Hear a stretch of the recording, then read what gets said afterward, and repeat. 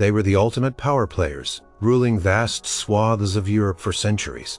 But beneath the glittering crowns and grand palaces, the Habsburg emperors and empresses harbored secrets, bizarre customs, and strange personal fixations that would make your jaw drop. From dismembered bodies to daily routines that would break the toughest soldier. These rulers lived lives stranger than fiction. Prepare to delve into the astonishing private worlds of Europe's most powerful and perhaps most peculiar dynasty. Number 1. The obsessive court rituals and public lives of the Habsburgs. Life for a Habsburg ruler was not a private affair. It was a meticulously choreographed public performance, every single moment governed by an ancient, unyielding code known as the Spanish court ceremonial. This wasn't just about bowing correctly or knowing your place at a banquet. This was a system that dictated almost every breath the Habsburg monarch took, transforming their existence into a perpetual theatrical production. The ceremonial was brought to Vienna from Spain, refined and expanded over centuries, becoming the invisible bars of a golden cage. From the moment a Habsburg emperor or empress woke, their day unfolded like a sacred play. Instead, the lever or lever du roi for the emperor and coucher de la reine for the empress were elaborate public rituals. Imagine, if you will, the Emperor Franz Joseph, even in his later years, being attended by a precise hierarchy of officials from the moment his eyes opened. A chamberlain would enter first, followed by valets and other high-ranking nobles. Each had a specific duty, a particular piece of clothing to present, or a designated part of the room to stand in. The emperor would be dressed by these hands, not his own, a symbol of his elevated status and the constant service he received. Every button fastened, every piece of jewelry placed, was an act witnessed and performed according to ancient rules. There was no privacy, no hurried morning coffee in pajamas. Even the simplest acts of personal hygiene like washing were done in the presence of these chosen courtiers. Meals were equally formalized, far from a relaxed family dinner. For the highest-ranking members of the imperial family, dinner was often a grand public spectacle. The imperial table was a place of immense symbolic power. The seating arrangements were rigid, determined by birth and rank, not by personal preference. Historical records describe how the emperor or empress would be served by high-ranking nobility, often in white gloves, presenting dishes on bended knee. Each course, from the soup to the dessert, was brought in by a procession of servants, each performing their duty with precise, measured movements. Even the act of eating was observed. The emperor was not to speak much, nor to show too much enjoyment or distaste for the food.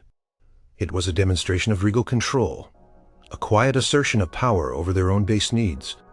Accounts from foreign ambassadors who witnessed these meals often spoke of the stifling silence broken only by the clinking of silverware and the rustle of brocade. Movement within the palace was also strictly controlled.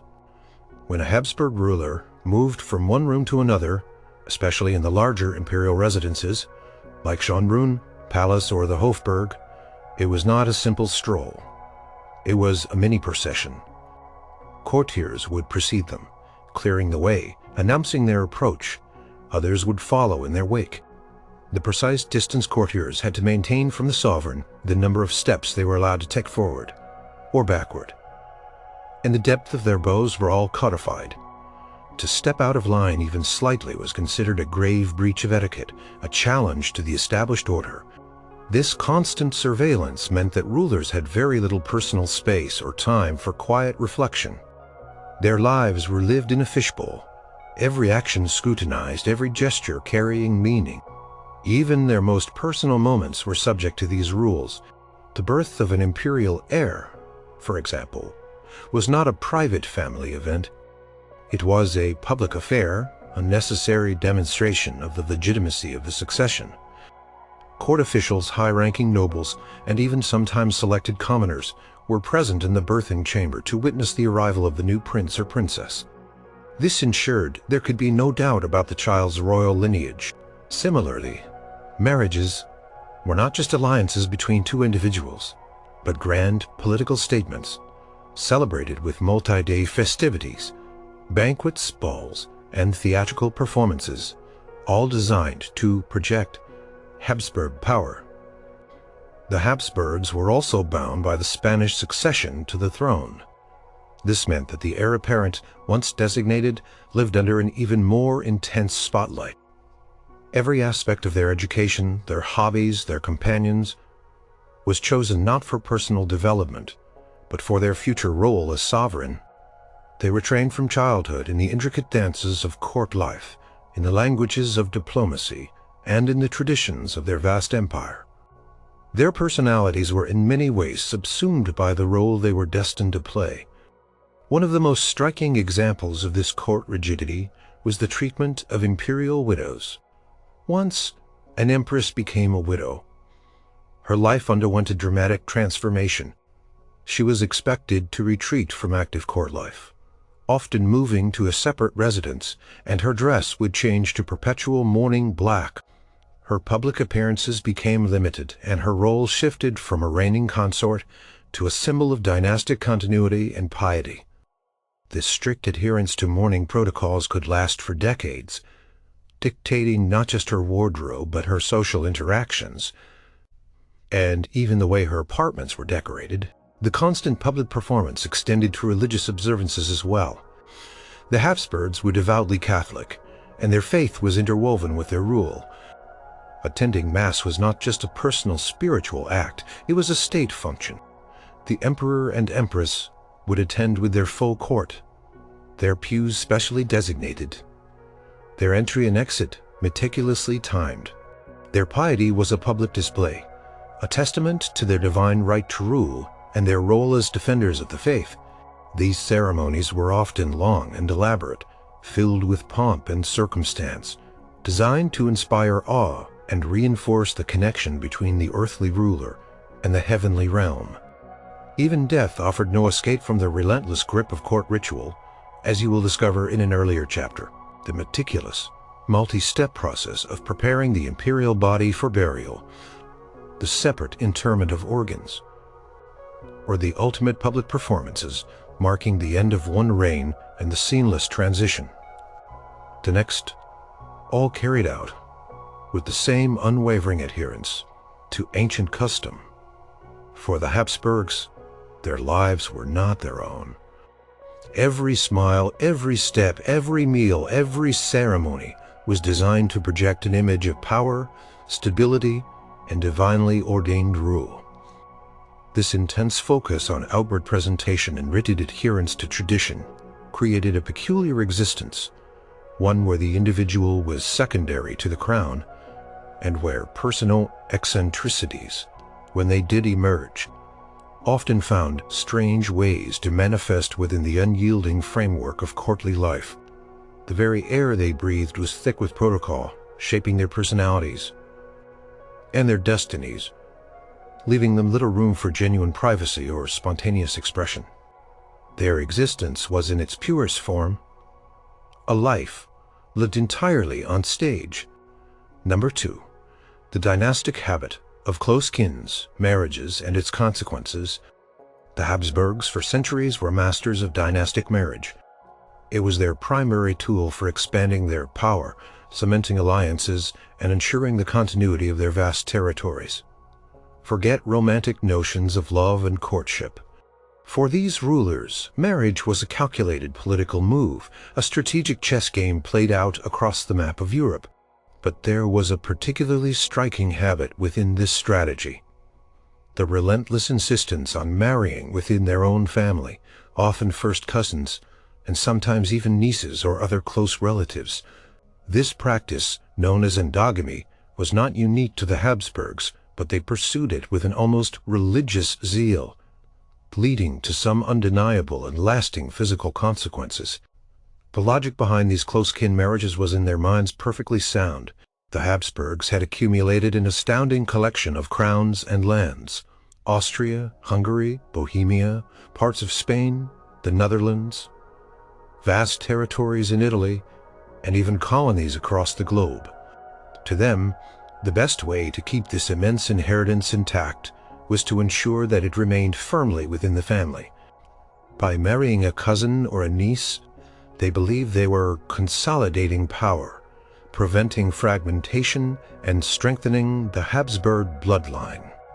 They viewed their family as a unique entity, divinely chosen to rule, and saw no reason to dilute this precious heritage by bringing in too much outside blood. This habit of familial intermarriage became a cornerstone of their dynastic policy. For generations, a silent agreement passed down through the centuries. One of the most prominent physical manifestations of this centuries-long practice was the famed Habsburg Jaw, or Habsburg lip. This distinctive facial feature, characterized by a prominent lower jaw mandibular prognathism and often a thick lower lip, appeared repeatedly throughout portraits and historical descriptions of the family. It was almost like a family crest etched onto their very faces. From Emperor Charles V to the later Spanish Habsburgs, the jaw was a constant presence, a silent testament to their marriage customs. Historical records from the time often mention this feature without judgment, simply as a recognizable family trait. Let's look at some examples of these marriages. Philip II of Spain, a Spanish Habsburg, married his niece Anna of Austria. This was not an isolated incident. It was part of a pattern. Their son, Philip III, continued the tradition, marrying his cousin Margaret of Austria. The line continued with each generation linking back to another branch of the same family tree. The Spanish Habsburgs in particular became the most extreme practitioners of this endogamous policy. King Charles II of Spain, the last of the Spanish Habsburg line, provides a stark, sad example of the consequences. He was the product of generations of close kin marriages, his family tree resembling a tangled looping knot rather than a branching oak. His parents were uncle and niece. His paternal grandmother and maternal grandfather were first cousins. His maternal grandmother and paternal grandfather were also first cousins. His family tree had more common ancestors than unique ones. Descriptions of Charles II from contemporary sources paint a picture of a man burdened by ill health from birth. Records from his court doctors detailed a litany of ailments. He was unable to speak until the age of 4, unable to walk until 8. He suffered from frequent illnesses, digestive problems, and convulsions. His famous Habsburg jaw was so pronounced that he had difficulty chewing food and speaking clearly. His tongue was reportedly so large that it barely fit in his mouth, causing him to drool. He was often depicted with a vacant expression, and his intelligence was questioned by many. Despite multiple marriages, he produced no heir, leading to the extinction of the Spanish Habsburg line and sparking a major European war of succession.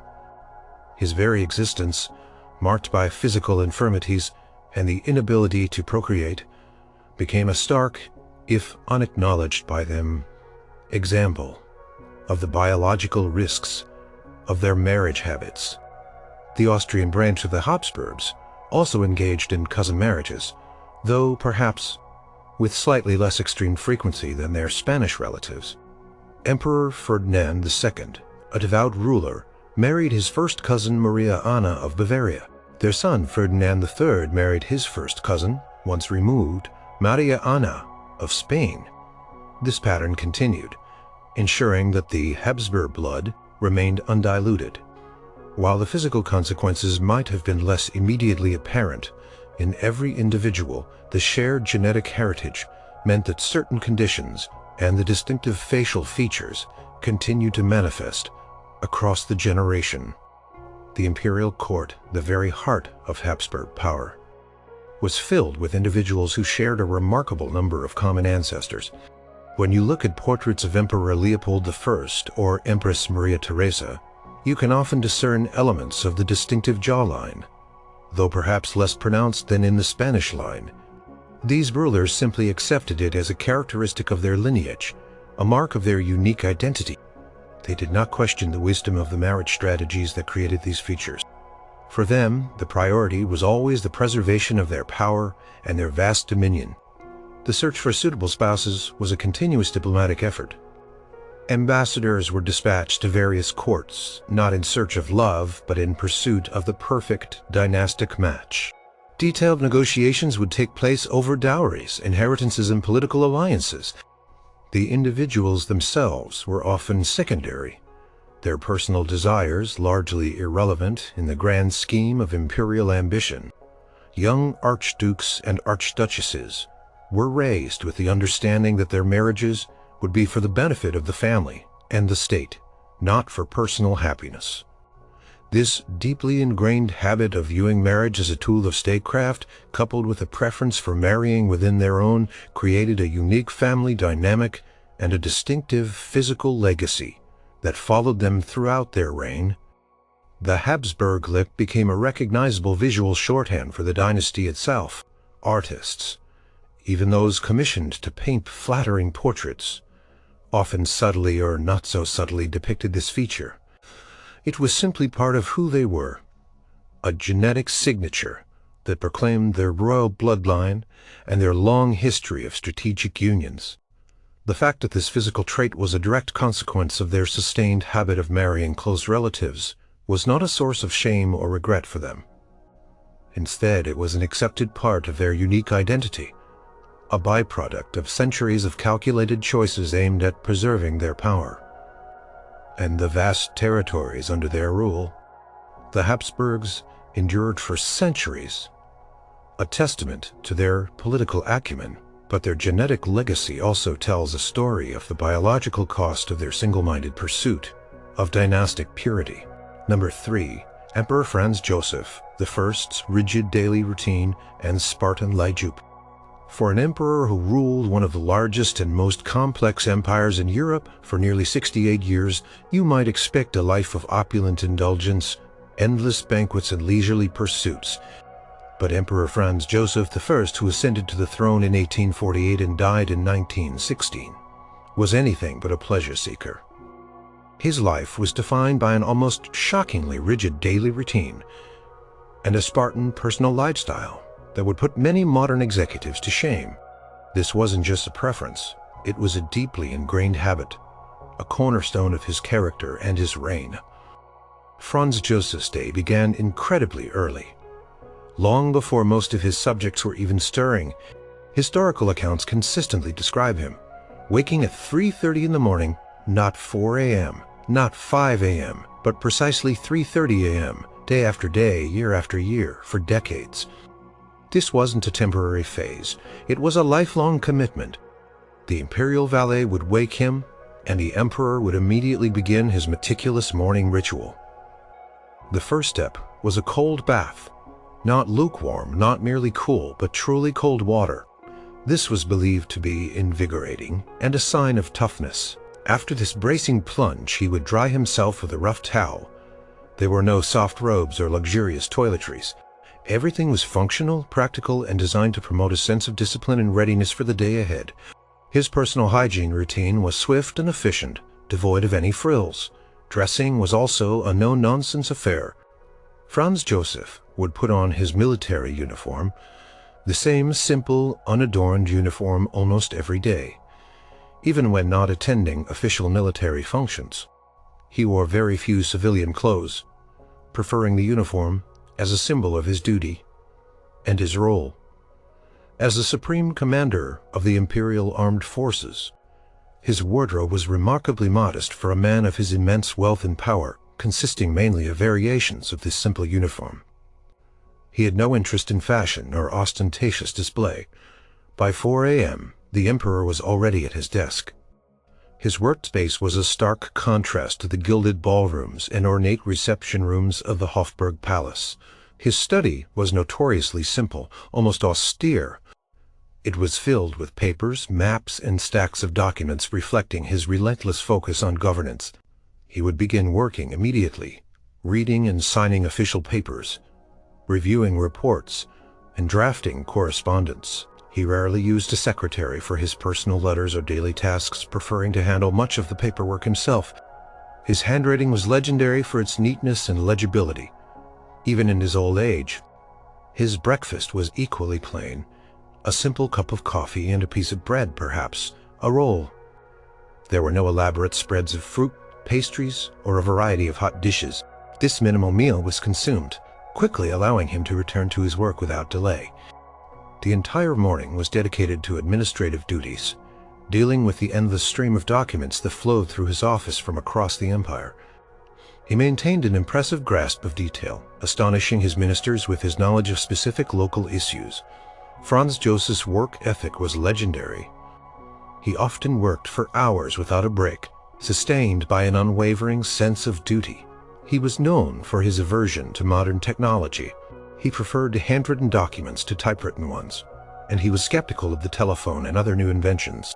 He believed in the old ways, in the tried and true methods of governance, which included personal attention to every detail of his vast administration. He often said, "It is very hard, but it is necessary." Lunch was another simple meal, typically consisting of a clear soup and a plain piece of meat, often boiled beef, accompanied by vegetables. Again, no extravagance, no lengthy leisurely meals. Dinner was similar.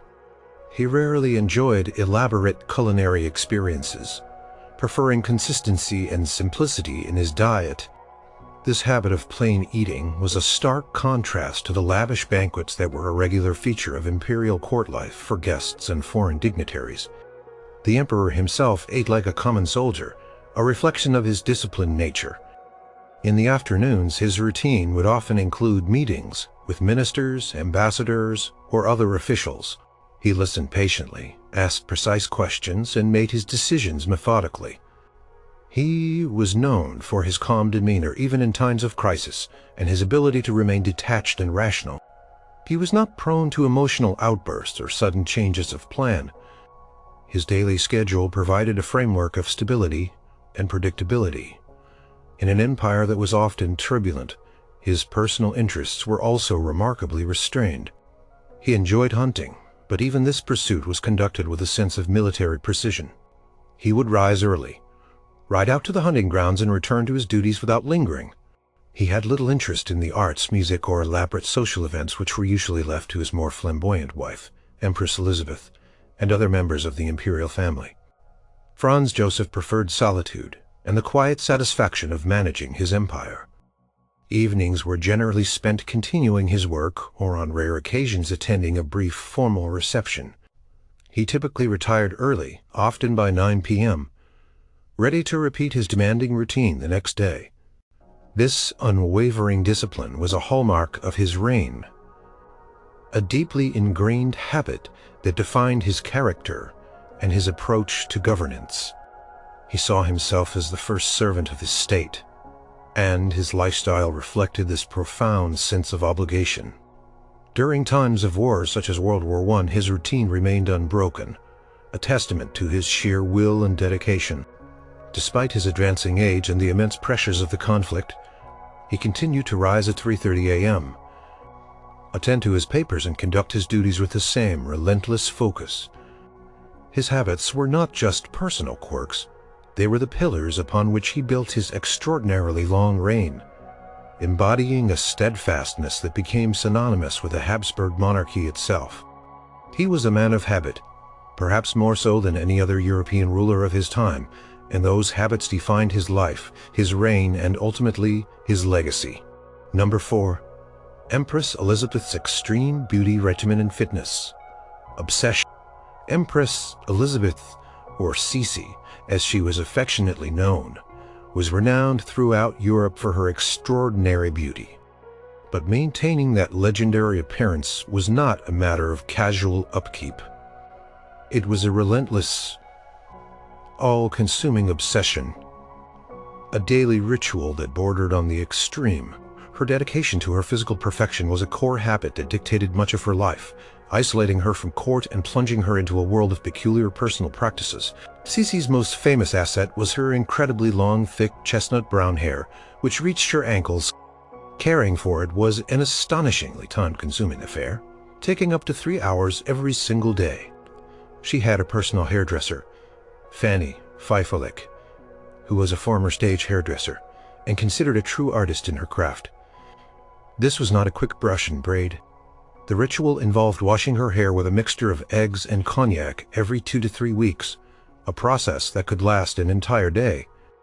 During the wash, she would sit often wearing a specific type of gown to protect her clothes, while Fanny meticulously worked on her famous locks. But the real dedication came in the daily brushing. For hours, Fanny would brush and arrange Sisi's hair. During this time, the Empress would often read or study languages, trying to make productive use of the hours she spent in the chair. Historical accounts describe her demanding absolute perfection.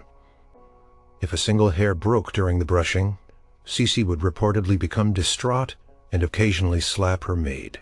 To prevent any snags or pulls, Fanny had to wear white gloves. The sheer volume of her hair was immense, and simply drying it after a wash could take an entire night. With Sisi often sleeping with her hair fanned out to dry, her skin care was equally rigorous. Sisi was obsessed with maintaining a youthful complexion. She used an array of strange and elaborate beauty concoctions. One of her most famous habits was sleeping with raw veal slices strapped to her face every night. This was believed to prevent wrinkles and keep her skin supple.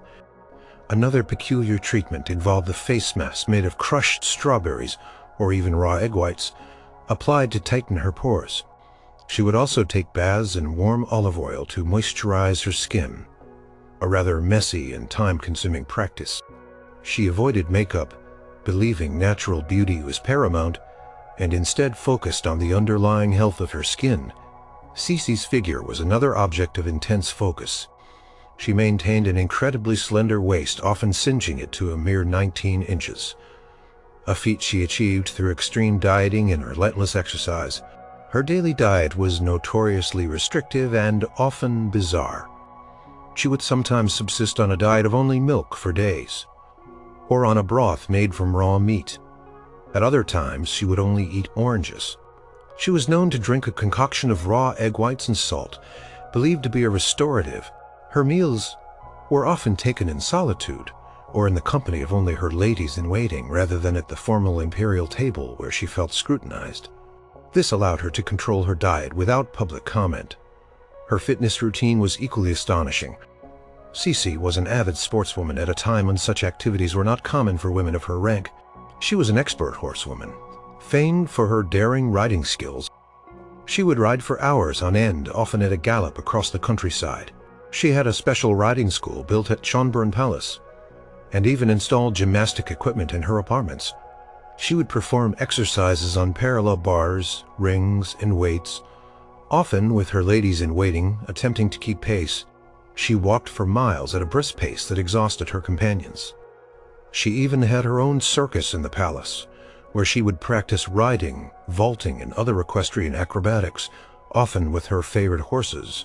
This physical exertion was a daily habit pursued with an almost fanatical dedication. Her obsession with her appearance was not just about vanity. It was also deeply tied to her personal struggles with court life and her own identity. As she aged, she became increasingly reclusive, shunning public appearances to avoid scrutiny of her changing looks. She avoided being photographed or painted, especially in her later years, preferring to keep the image of her youthful beauty intact. She wore veils and carried a fan to hide her face when she was out in public, believing her beauty had faded. This extreme dedication to her beauty and fitness was a form of control in a life where she felt she had very little. Her physical appearance became her private domain, a world she could meticulously sculpt and maintain, unlike the rigid protocols of the Habsburg court, which she found stifling. She was a woman, ahead of her time in her fitness habits, but also a prisoner of her own relentless pursuit of perfection. Her life was a testament to the lengths one empress would go to maintain an ideal, even if it meant a life of isolated rituals and constant physical exertion. She lived in a gilded cage, and her beauty regimen was both her escape and her self-imposed discipline. Number 5. Emperor Rudolf II's obsessive collecting and isolation in Prague. Emperor Rudolf II, who ruled the Holy Roman Empire from 1576 to 1612, was arguably the most eccentric of all the Habsburg rulers. Unlike his predecessors who reveled in military campaigns or religious crusades, Rudolf was a reclusive, intellectual, deeply immersed in the mystical. the scientific and the artistic. His most striking habit was his insatiable, almost obsessive drive to collect. He amassed an astonishing array of objects, transforming Prague Castle, his chosen residence, into a sprawling private cabinet of curiosities and a hub for the most unusual minds in Europe. This passion led him to withdraw from active governance, creating a court unlike any other. Rudolf spent very little time in Vienna, preferring the quiet, contemplative atmosphere of Prague. Here, within the sprawling complex of Prague Castle, he created his own world, a sanctuary dedicated to knowledge, beauty, and the bizarre. His collections were not merely decorative. They were an attempt to understand the universe through its physical manifestations. He sought to gather examples of every natural wonder, every artistic triumph, and every scientific anomaly. This habit of collecting was not just a hobby. It was his life's work, a reflection of his curious and deeply complex mind. His famous Kunstkammer, art chamber, and Wunderkammer, wonder chamber, were legendary. These were not simply galleries, but meticulously organized rooms, overflowing with treasures. Imagine walking through corridors crammed with paintings by masters like Albrecht Dürer and Peter Bruegel the Elder, interspersed with ancient Roman sculptures. But then, right next to a priceless Renaissance bust, you might find a narwhal tusk believed to be a unicorn horn, or a petrified tooth from a giant creature. He collected exotic shells, rare minerals, and taxidermied animals from distant lands. He had a particular fascination with automata, intricate mechanical devices that could move and perform actions, some of which were incredibly complex. For their time, his interest extended beyond the natural and the artistic into the esoteric. Rudolf was deeply fascinated by alchemy, the ancient practice of transforming base metals into gold, and astrology, the study of celestial bodies and their influence on human events. He invited the most renowned alchemists and astronomers of his day to his court in Prague, providing them with lavish laboratories and salaries. Johannes Kepler, the groundbreaking astronomer who discovered the laws of planetary motion, worked for Rudolf. So did Tycho Brahe, the eccentric Danish astronomer who wore a false nose of silver and gold alloy after losing his own in a duel. These brilliant, often peculiar minds were drawn to Rudolf's court because he offered them patronage, freedom to pursue their research, and an environment where their unusual interests were not just tolerated but celebrated. The Emperor's menagerie was another testament to his collecting habit. He kept an extraordinary collection of exotic animals within the castle grounds. There were lions, tigers, elephants, and a wide array of birds, many of which had never been seen in Europe before. Records describe his fascination with these creatures, his desire to observe them and understand their behavior. This was not just for show. It was part of his broader quest to understand the natural world in all its diversity. Rudolf's reclusive nature was a direct consequence of his obsessive collecting and intellectual pursuits. He rarely attended state functions, avoided public appearances, and preferred the company of his scholars, artists, and curiosities to that of politicians and diplomats. His aversion to public life became more pronounced as he aged, leading to accusations of neglecting his duties. Ministers and ambassadors often struggled to gain an audience with him, sometimes waiting for weeks or even months. He delegated much of the day-to-day governance to his ministers, preferring to immerse himself in his private world of art, science, and the occult. His personal habits were equally unconventional. He was prone to fits of melancholy and would sometimes spend days alone in his chambers, surrounded by his treasures, emerging only rarely. He was reportedly a hypochondriac, constantly worried about his health, and consulted numerous doctors and charlatans. His erratic behavior and increasing paranoia further alienated him from his family and the political establishment. Despite his eccentricities and his political shortcomings, Rudolf's court in Prague became a vibrant intellectual center. It was a place where groundbreaking scientific discoveries were made, where artistic innovation flourished and where the boundaries between science, magic, and art blurred. He spent enormous sums of money on his collections and his patronage, often draining the imperial coffers. His obsession was not fleeting. It was a lifelong dedication that consumed his resources and his attention. The emperor's fascination with the unusual even extended to his personal appearance. He was known for his unkempt beard and his preference for simple clothes, a stark contrast to the elaborate ceremonial dress expected of a monarch. This disregard for outward pomp and ceremony further underscored his focus on his inner world and his intellectual pursuits. Rudolf's final years were marked by increasing isolation, political intrigue, and mental decline. His brothers, frustrated by his detachment from imperial affairs, eventually stripped him of much of his power. Yet even as his political influence waned, he clung to his collections and his private world in Prague Castle. He died a ruler dethroned by his own family, but leaving behind a legacy of unparalleled artistic and scientific patronage, a testament to his singular, all-consuming habit of collecting the world's wonders. His was a rule defined not by battles and treaties, but by curiosities and the quiet pursuit of knowledge, however unorthodox. Number 6. The post-mortem dissection and distribution of royal organs. Imagine a dynasty so devoted to ritual, so steeped in tradition, that even after death their bodies were not simply laid to rest. For centuries, the Habsburgs adhered to a macabre and deeply symbolic post-mortem habit: the dissection of their royal bodies and the separate interment of their organs. In 3 different locations across Vienna, this was not a one-off event for a particularly revered monarch. It was a routine practice, a solemn custom followed for almost every imperial family member who died in Vienna, spanning from the 16th century all the way into the 20th. This peculiar tradition began in the mid-16th century, formalizing an earlier practice of separating the heart, likely for preservation, and as a relic. The motivation behind it was complex, rooted in a blend of religious devotion, a desire for preservation, and perhaps a touch of medieval anatomical curiosity. The Habsburgs believed deeply in the importance of prayer for the souls of the departed, and this multi-location burial allowed for prayers to be offered in different sacred spaces, theoretically enhancing the chances of salvation.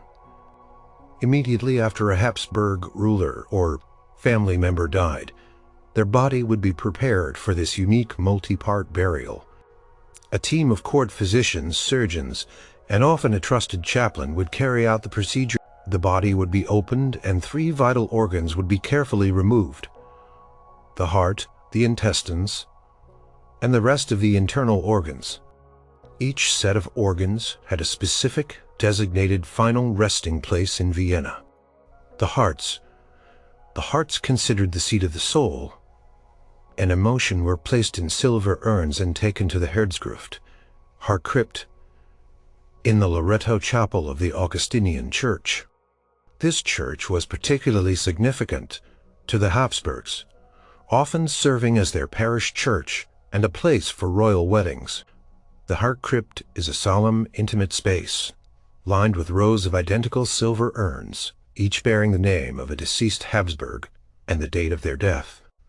This collection of hearts represents a continuous line of the dynasty, a physical manifestation of their emotional and spiritual connection to their faith and their lineage.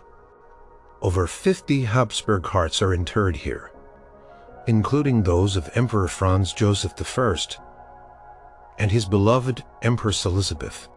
The intestines and other soft organs. The intestines, along with other perishable soft organs, were placed in copper urns.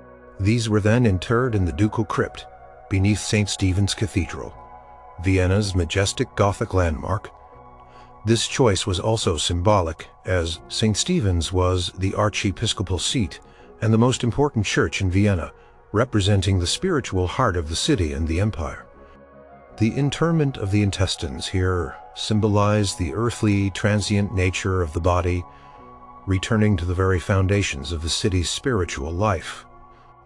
The conditions in this crypt, unlike the cooler, drier Augustinian church, were more challenging for preservation, leading to the use of strong preserving fluids and hermetically sealed containers.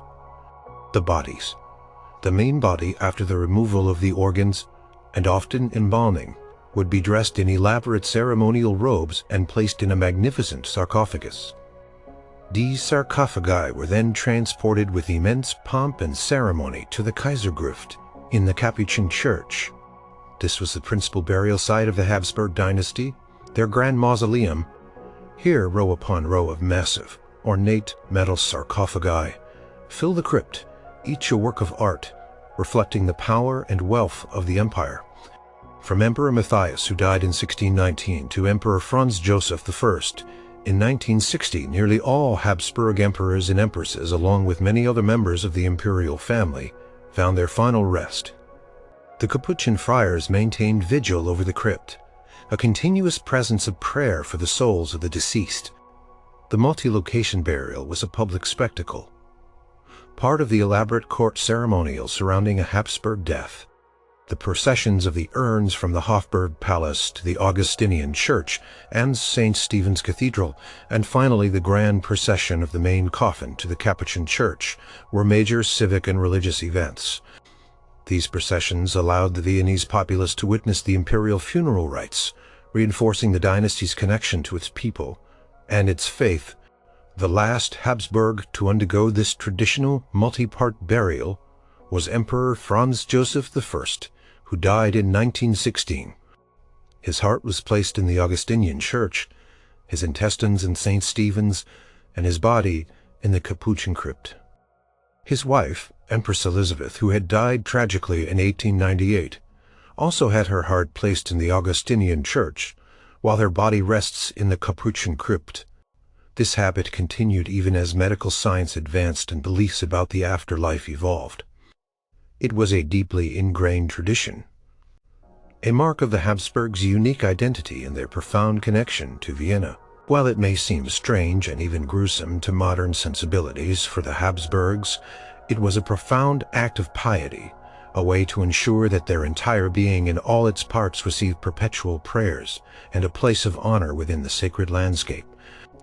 It was a final, chillingly precise act of imperial control, extending even beyond the grave.